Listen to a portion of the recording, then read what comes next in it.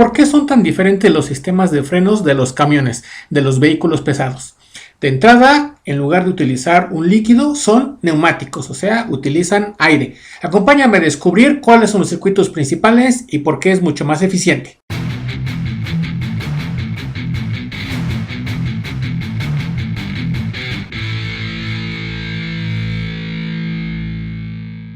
Bienvenido a este podcast de Camión Autobús.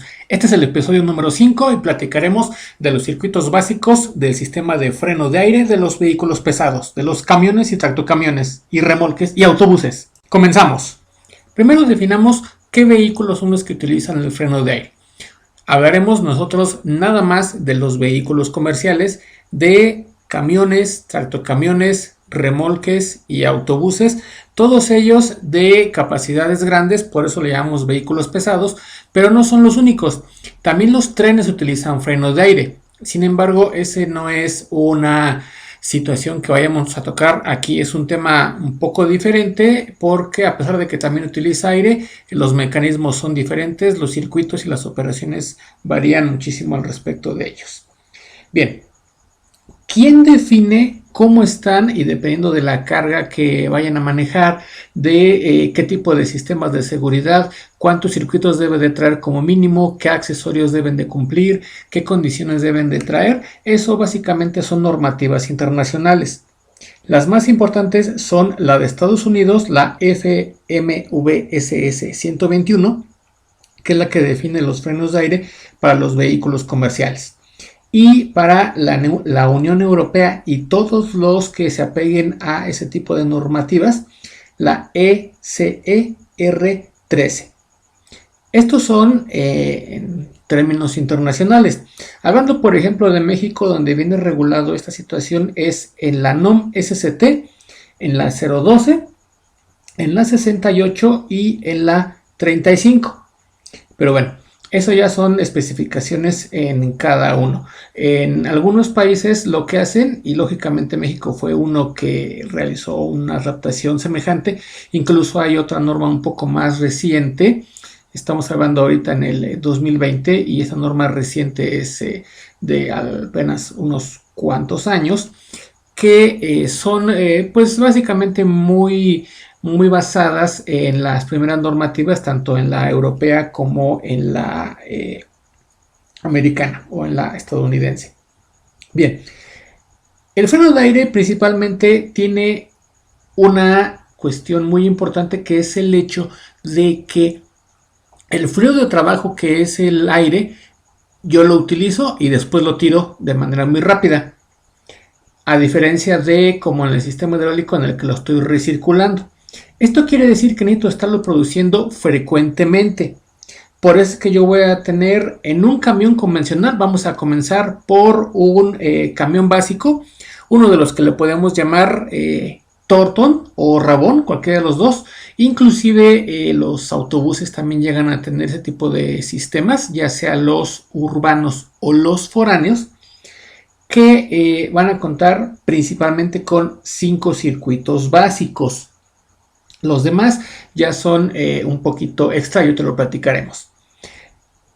Para ver por qué necesitamos tantos circuitos, hay que partir de la base de que, dado que necesito yo estar produciendo cada determinado tiempo la cantidad de aire que yo voy a utilizar, pues entonces necesito de producirlo y almacenarlo, porque si no, a la hora de que el compresor lo trabajaría, lo estaría mandando de manera pulsante y no me estaría funcionando, sino necesito yo almacenarlo en unos tanques especiales, unos tanques que deben de cumplir igual con cierto tamaño, normativas y demás. Entonces yo voy a tener, por lo tanto, toda esa parte que produce el aire mediante un compresor, mediante un acondicionamiento con un secador, reguladores y algunas otras cosas. Todo eso es el que lo voy a llamar yo circuito de carga, que va a generar un aire comprimido, porque no agarro el aire directamente así de la atmósfera, porque también tiene mucha humedad, por eso es que existe el secador. Entonces yo acondiciono el aire y lo guardo en tanques. Ese es mi circuito de carga, mi primer circuito, es el principal, porque sin ese no voy a poder operar los demás. Vamos a ver un poquito más adelante que llega a haber cuestiones de emergencia y todo, y puedo llegar a utilizar algunas otras cuestiones un poquito al margen de esto, pero el principal y que alimenta a los demás va a ser el circuito de carga. Después, conforme a la norma, vamos a pegarnos a la 121 porque se usa en toda Norteamérica, desde México hasta Canadá, y ese también va a ser para algunos otros, es muy semejante en varias cosas la norma europea y la norma americana, en el que tenemos un sistema que se le conoce como primario. El sistema primario y el sistema secundario ya son los sistemas de freno como tal, ya son los circuitos para el eje delantero y para el eje trasero. ¿Por qué necesito tenerlo así? Porque el primario va a ser para la carga. Recuerden que un vehículo comercial donde tiene el peso y donde necesito yo la mayor potencia, donde necesito yo que falle lo menos posible, ¿sí? Que tenga la máxima protección, va a ser en la parte trasera, que es donde está llevando la carga, ya sea el remolque, ya sea la caja con toda la, pues ahora sí que mercancía que va a traer, o incluso también, pues hablando de los autobuses, de los pasajeros. En este caso voy a tener entonces los otros dos circuitos. El primario, que es el circuito de freno trasero, el cual va a estar identificado con un color en particular, y el freno de aire del circuito secundario, que es el freno delantero, que debe tener un color diferente de tal manera que lo pueda yo rápidamente identificar. Hay una normativa que es opcional. Básicamente es la de TMC, en el caso de lo que es Norteamérica, que nos dicta que el sistema primario debe de ir en mangueras de color verde y en color naranja debe de ir el secundario. Esto, como les decía, es opcional. Lo que no es opcional es que debe ser de diferente color, porque llega a haber algunos fabricantes que lo ponen invertido. Simple y sencillamente deben de cumplir con esta cuestión en cuanto a los sistemas de freno, que se le llama freno de servicio, que es el que responde en el momento en el que piso yo el pedal de freno y suelto después para que me vuelva a dejar que el vehículo siga andando.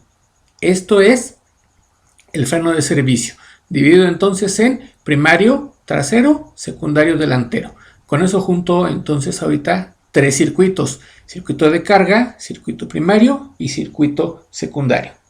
Adicionalmente, yo voy a tener un tercer circuito, digamos, de trabajo, que va a ser el circuito de estacionamiento, el cual me va a permitir que en el momento en el que el vehículo lo voy a detener y lo voy a estacionar, como su nombre lo dice, el vehículo se va a quedar detenido en el lugar y se va a escuchar un escape.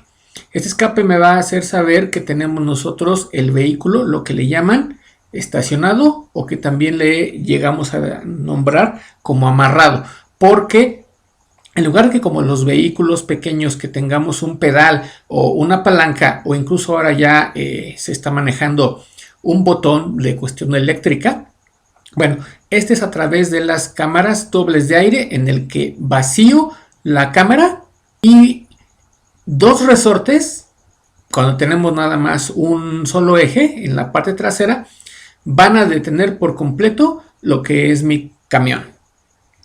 Ahora, adicionalmente, ya tenemos entonces el circuito de carga, tres circuitos de trabajo que van a ser el primario, el secundario y el de emergencia. Ese nuevo que voy a tener adicional al estacionamiento. El de emergencia es para cuando comienzo a quedarme sin aire, que no tenga yo una cuestión de que me quede sin freno, que eso es muy común. A diferencia de los vehículos que utilizan frenos hidráulicos, aquí si yo me quedo sin fluido de trabajo, que es el aire, lo que va a suceder es como el estacionamiento, que se van a amarrar los frenos traseros.